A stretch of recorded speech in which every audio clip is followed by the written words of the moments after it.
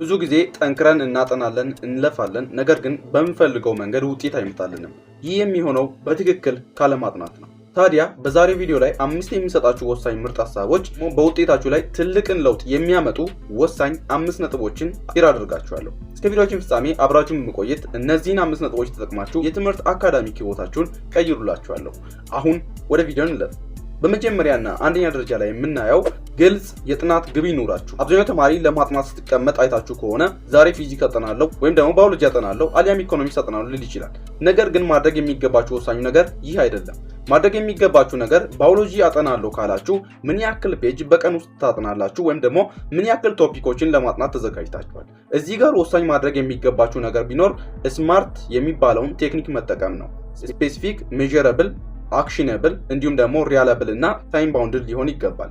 ይሄን በግልጽ ላብራራላችሁ። ስፔሲፊክ ስታደርጉት ባዮሎጂ እንደምታጠኑ አወቃችሁ። ሜዠረብል ስታደርጉት ደግሞ ምን ያህል ቶፒክ እንደምታጠኑ ታውቃላችሁ። አክሽነብል ሲሆን ደግሞ ልተገብሩት ትችላላችሁ በዚህ ቀን ውስጥ። ይሄን ማወቅ መቻል አለባችሁ። ሌላው ሪላየብል መሆን አለበት። አሁን ባላችሁ የቤተሰብ ኃላፊነት ወይም ደግሞ ስራም እየሰራችሁ ሊሆን ይችላል። ባላችሁበት ቦታ ይሄን ነገር ማሳካት ትችላላችሁ ወይ? በቀን 5ቱን ቶፒክ ማጥናት ትችላላችሁ ወይ? ይሄ መመለስ መቻል አለበት። በመቀጠል ደግሞ ታይም ባውንድድ መሆን አለበት ስንል በቀን ውስጥ በምን ያክል ሰዓት ውስጥ ምን ያክል ቶፒኮችን ትጨርሳላችሁ የሚለው ነው። በአንድ ሰዓት አንድ ቶፒክ የሚጨርሱ ከሆነ 5ቱ ቶፒክ 5 ሰዓት ይፈጃል ማለት ነው። 2 ሰዓት ውስጥ ግን አንድ ቶፒክ የሚጨርሱ ከሆነ 10 ሰዓት 5ቱን ቶፒክ ይጨርስላችኋል ማለት ነው። ይህንን ደግሞ በሚገባ አስቀድማችሁ ወረቀት ላይ ማስፈር መቻል አለባችሁ። ምን ማጥናት እንዳለባችሁ፣ ምን ያህል ማጥናት እንዳለባችሁ እንዲሁም ደግሞ ምን ያክል ሰዓት ውስጥ ማጥናትና መጨረስ እንዳለባችሁ በወረቀት ላይ ስታስቀምጡት አይምሯችሁ በወረቀት የተቀመጠውን ነገር ለመፈጸም ሲል እናንተን ያስገድዳችኋል ወይም ደግሞ ወደዛ ነገር ይገፋፋችኋል ማለት ነው። ስለዚህ ቫጊዩ መሆን የለባችሁ ወይም ደግሞ ብዥ ያለ ነገር ውስጥ ሆናችሁ ማጥናት መቻል የለባችሁ። ዳይሬክሽን እና ኮምፓሳችሁን ማወቅ መቻል አለባችሁ። ወዴት መሄድ እንዳለባችሁ፣ ምን ያክል ማጥናት እንዳለባችሁ ይሄን የምታውቁና የምትመልሱ ከሆነ በሚገባ ጎበዝ ተማሪ መሆን ትችላላችሁ። እንዲሁም ደግሞ ስፔሲፊክ አድርጋችሁ በሚገባ አጥንታችሁ ውጤትን መስራት ትችላላችሁ ማለት ነው። ሁለተኛና ቀጣዩ ደግሞ በየቀኑ በተመሳሳይ ሰዓት ውስጥ ማጥናት። ይህ እጅግ በጣም ትልቅ ለውጥን የሚፈጥር የጎበዝ ተማሪዎች ሚስጥር ነው።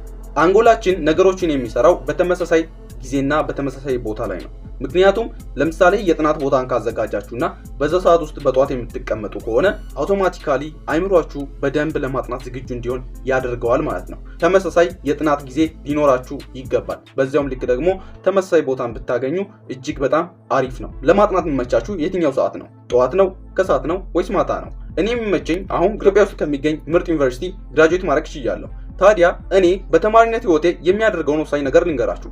በጠዋት አጠናለሁ እንዲሁም ደግሞ ሊመሽ አካባቢ አጠናለሁ ማለት ነው። ይህ የኔ ታይም ነው። የእናንተ ሰዓት ምናልባት የተለያየና ንቁ የምትሆኑበት ሰዓት የተለያየ ሊሆን ይችላል። ታዲያ የእናንተን መንገድ ተከተሉና በጠዋት ነው ከሰዓት ነው ወይስ ማታ ነው የሚመቻችሁ? ይህን ሰዓት አይደንቲፋይ ማድረጋችሁ በዛ ሰዓት ውስጥ ፎከስ አድርጋችሁ ለማጥናት ይረዳችኋል ማለት ነው።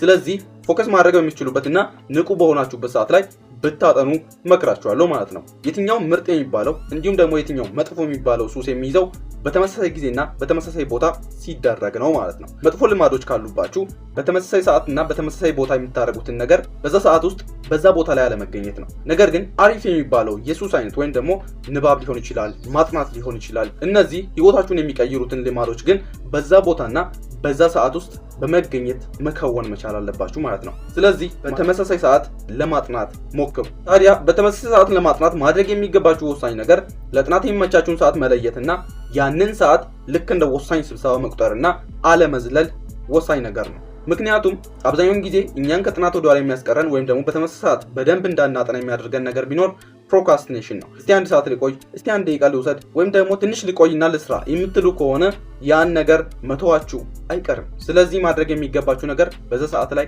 በዛ ቦታ ላይ መገኘት መቻል አለባችሁ። ይህም ለጥናታችሁ ትልቅ ለውጥን ይፈጥርላችኋል ማለት ነው። ሶስተኛና ቀጣዩ ደግሞ ከባባድ ትምህርቶችን ማስቀደም። ይህ እጅግ በጣም ወሳኝ የሆነ ለብዙ ተማሪዎችም የሚጠቅም ነጥብ ነው።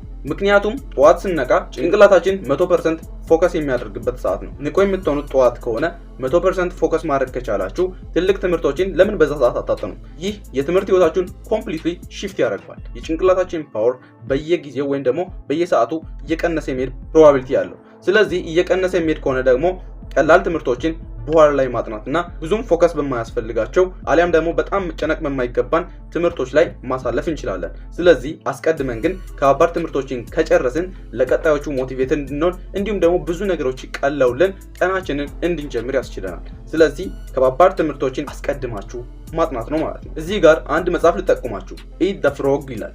ይህ መጽሐፍ እንቁራሪት ስለመብላት አይደለም የሚያወራው። ነገር ግን በቀናችሁ መጀመሪያ ላይ የሚያስጠላችሁንና የሚከብዳችሁን ነገር አድርጋችሁ መጀመር ሌሎቹ እንዲቀላችሁ ያደርጋል ማለት ነው። ከባድ ትምህርቶችን አስቀድማችሁ አጥኑ። ለምሳሌ ከባድ ትምህርት የሚባሉት ምንድናቸው?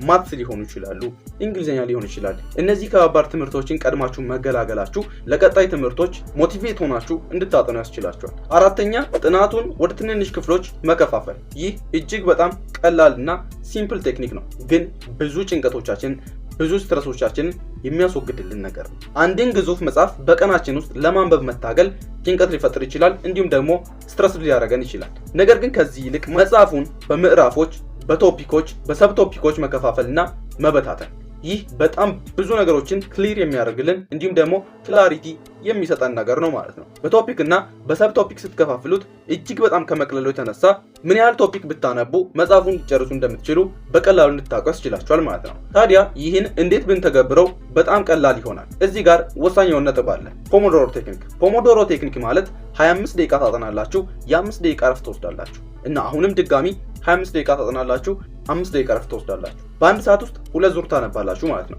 25 ደቂቃ በጣም ሲምፕል ነው፣ ቀላል ነው፣ ለማንበብም አስቸግርም ማለት ነው። 5 ደቂቃዋን ደግሞ እረፍት ታደርጋላችሁ። እዚህ ጋር 25 ደቂቃውን ስታነቡ የአእምሯችን ፎከስ የማድረግ አቅም እየቀነሰ ስለሚመጣ 5 ደቂቃ እረፍት በወሰድነው ጊዜ አእምሯችን ፓወሩን መልሶ እንዲያገኝ እናደርገዋለን ማለት ነው። ይህ ደግሞ በደንብ ፎከስ አድርገን እንድናጠናና እንድናገናዝብ ያደርገናል ማለት ነው። እዚህ ጋር አንድ የሀገራችን አባባል አለ፣ 50 ሎሚ ለአንድ ሰው ሸክም ነው፣ ለ50 ሰው ግን ጌጡ ነው ይባላል። ስለዚህ ማድረግ የሚገባችሁ ነገር ጌጣችሁ ለማድረግ እንዲሁም ደግሞ ቀለል ለማድረግ 25 ደቂቃ አጥኑ፣ 5 ደቂቃ እረፍት ውሰዱ። ከዚያም ይህን 4 ጊዜ ካደረጋችሁ በኋላ 15 እስከ 30 ደቂቃ እረፍት ውሰዱ። በዚህ ጊዜ ጭንቅላታችሁ ወደ ነበረበት ፎከስ ፓወር ይመለሳል ማለት ነው። እዚህ ጋር ግን ወሳኙ ማድረግ የሌለባችሁ ነገር ምንድነው?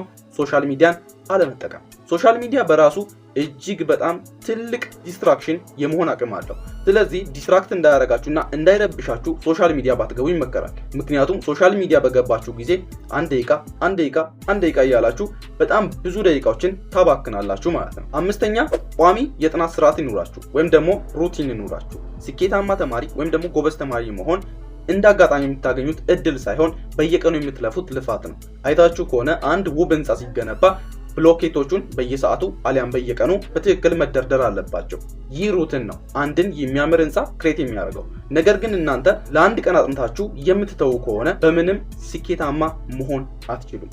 አንድ ተማሪ ስኬታማ የሚሆነው ሲያጠና፣ ካላጠና ውጤት የለውም ማለት ነው። ስታጠኑ ሩቲን ይኑራችሁ። በየቀኑ ጠዋት ተነስቼ የዚህን ያህል ገጽ አነባለሁ፣ ከዚያ ያለኝን ታይም እንደዚህ አደርጋለሁ፣ ከዛ በኋላ እንደዚህ አጠናለሁ። ይሄን ማድረጋችሁ ሩቲን ይኖራችኋል ማለት ነው። ሩቲን ካላችሁ ደግሞ ከሌላው ተማሪ የተሻለ ውጤታማ አድርጋችኋል ማለት ነው። በየቀኑ ሩቲን ይኖራችሁ። በዛ ልክ በየቀኑ ኮንሲስተንት ሆናችሁ ስሩ። ለውጥ በራሱ ጊዜ ይመጣል። ምክንያቱም ስኬት ጭራ ነው። ስለዚህ ማድረግ የሚገባችሁ ወሳኙ ነገር በሩቲናችሁ መሰረት በየቀኑ መልፋት የሆነ ጊዜ ላይ ከባድ የሚባለውን አለት ክራሽ ታደርጉታላችሁ ማለት ነው።